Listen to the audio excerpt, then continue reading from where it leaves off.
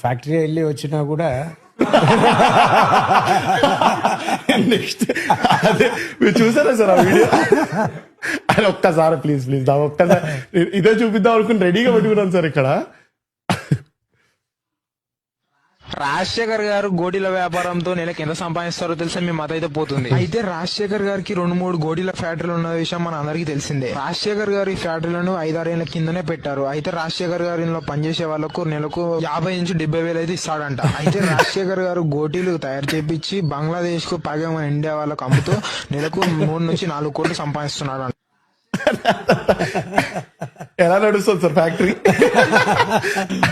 ఏం లేదు సార్, అంటే కామెంటరీలో ఎలా చెప్పారంటే అందులో ఆయనకు ఉన్నది మనకందరికి తెలిసినట్టే అంటే, ఒరే మాకు తెలియదురా, తెలిసినట్టే అంటే మాకైతే తెలీదు అంటే అంత ఆబ్వియస్ గా జీతాలతో పాటు ఏంటి 50,000 75,000 అంటుంటే ఇంత నమ్మేటట్టు